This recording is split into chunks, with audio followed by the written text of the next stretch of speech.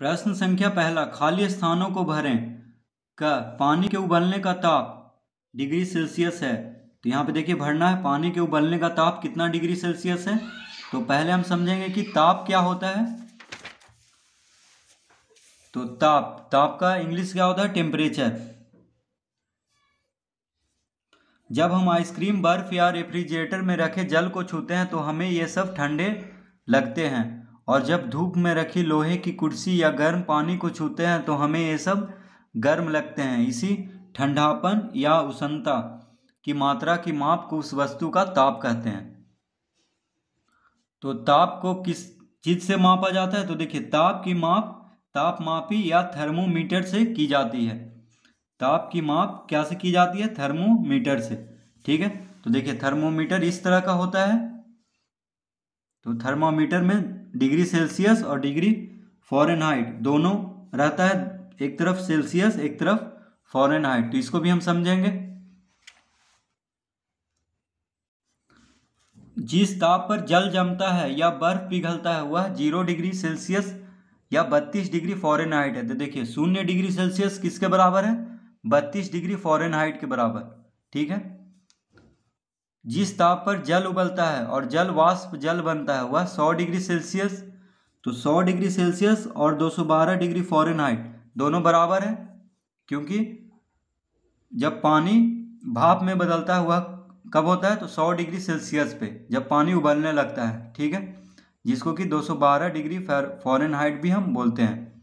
एक स्वस्थ मनुष्य का सामान्य ताप 37 डिग्री सेल्सियस। देखिए स्वस्थ मनुष्य का ये ताप होता है 37 डिग्री सेल्सियस या 98.6 डिग्री फ़ारेनहाइट इसको बोल सकते हैं।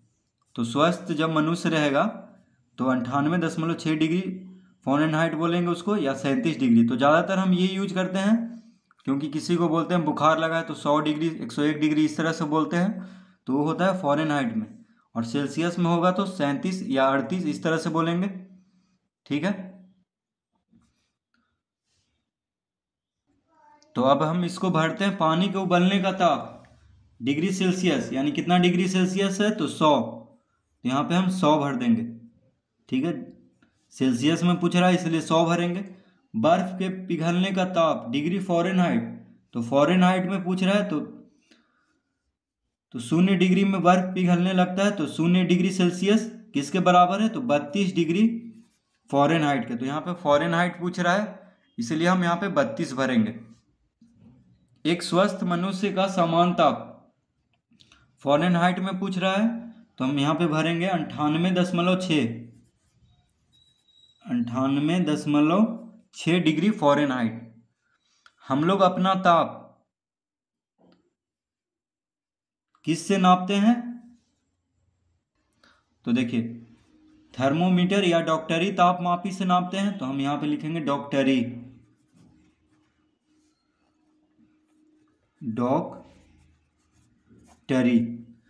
डॉक्टरी तापमापी से मापते हैं। डॉक्टरी तापमापी जिसको कि थर्मोमीटर भी कहते हैं। ठीक है, देखिए इसको कोष्टक में दिया है, यानी डॉक्टरी तापमापी को क्या कहते हैं, थर्मोमीटर को गर्म जल में नहीं रखना चाहिए।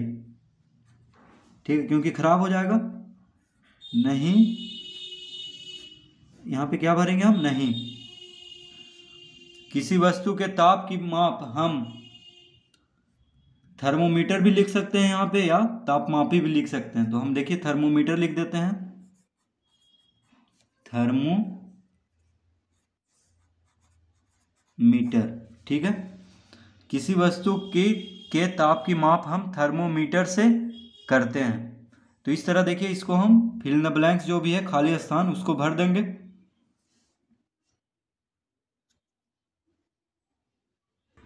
प्रश्न संख्या 2, डिग्री सेल्सियस को डिग्री फ़ारेनहाइट में बदलें।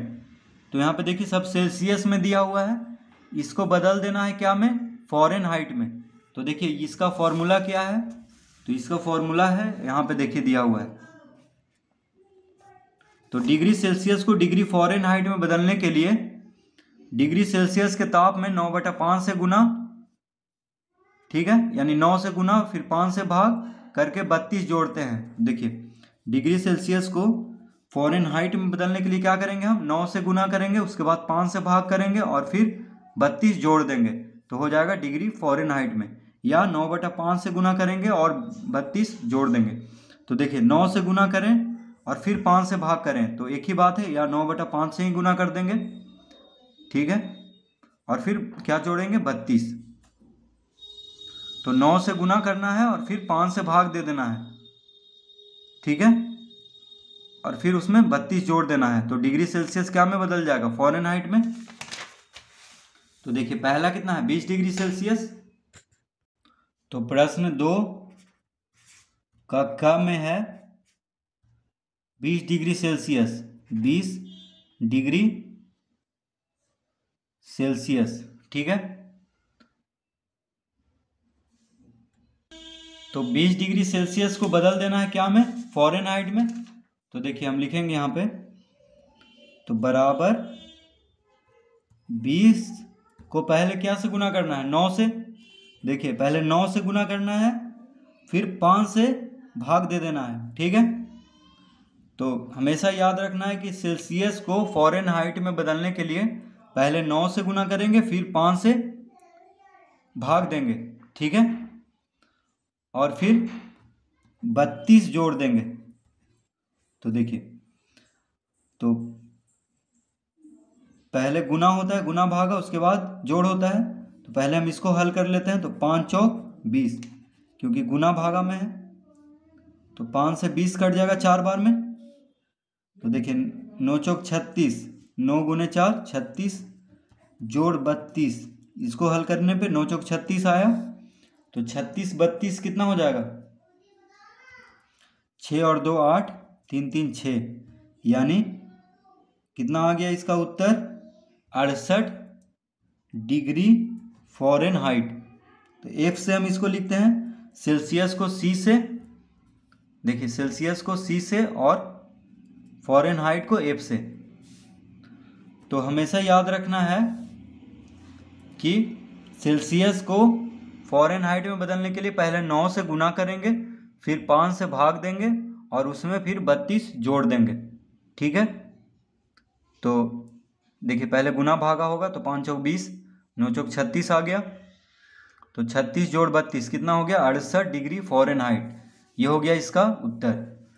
तो सेल्सियस को फ़ारेनहाइट में बदलने के लिए पहले गुना 9 से गुना, फिर 5 से भागा, फिर 32 जोड़ेंगे। अब ख में है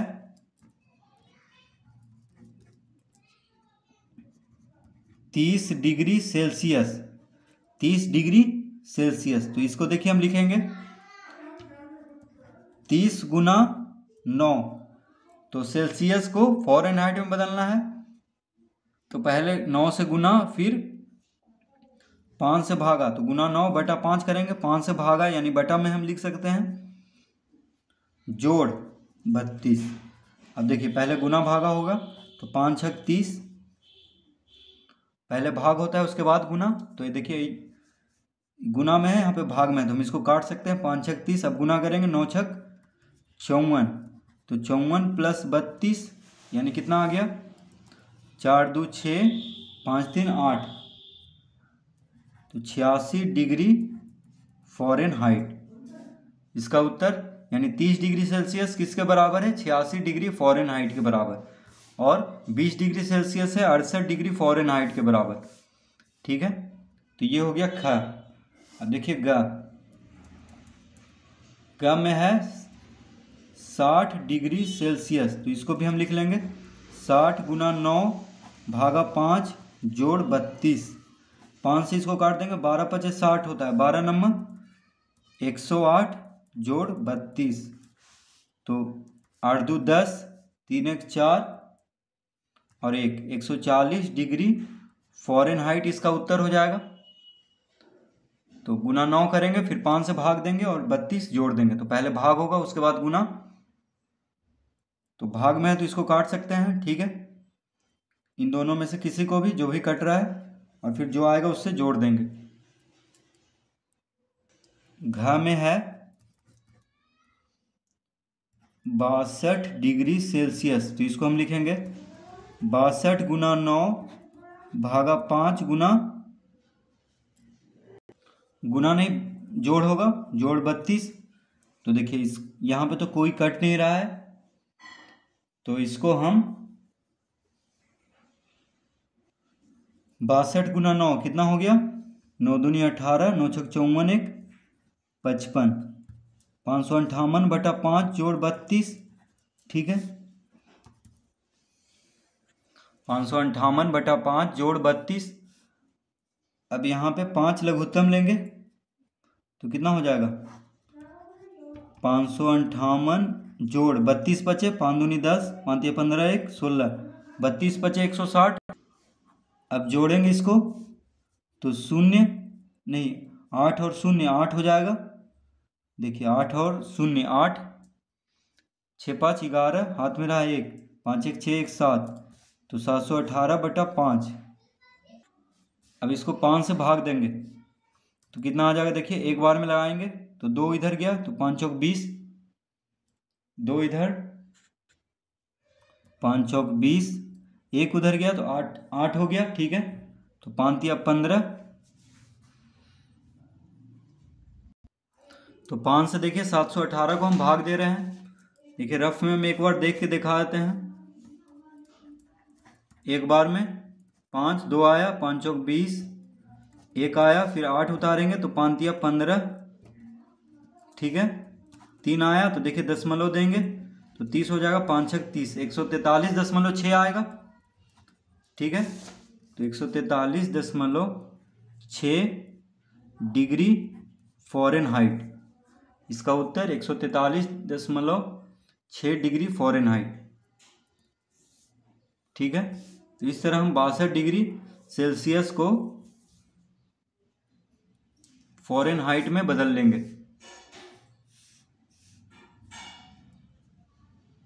अड़ा में है 38.5 डिग्री सेल्सियस, तो इसको हम लिखेंगे बराबर 38.5 गुना 9, फिर 5 से भाग देंगे और जोड़ेंगे कितना, 32। तो देखिए 5 से ये कट रहा है, 1 5 छक 30, 5 7 35, 7 बार में 5 7 35, 3 उधर गया तो देखिए दशमलव देंगे आप, तो 5 7 35, 3 38, 3 उधर गया तो 5 7 35, यानी 7.7 से ये कट रहा था, तो 7.7 गुना 9 कितना हो जाएगा, 9 7 63, हाथ में रहा 6, 9 7 63 6 69। अब देखिए दशमलव के बाद एक अंक है तो यहाँ पे दशमलव देंगे, दशमलव के बाद एक अंक यहाँ भी होना चाहिए, जोड़ 32। अब इसको जोड़ देते हैं तो कितना आ जाएगा, 0.3 तो रह ही जाएगा, 9 2 11, हाथ में रहा 1, 6 3 9 1 10, 6 3 9 1 10, यानी 101.3 डिग्री फ़ारेनहाइट, 101.3 डिग्री फ़ारेनहाइट, इसका उत्तर 38.5 डिग्री सेल्सियस कितना हो जाएगा, 101.3 डिग्री फ़ारेनहाइट।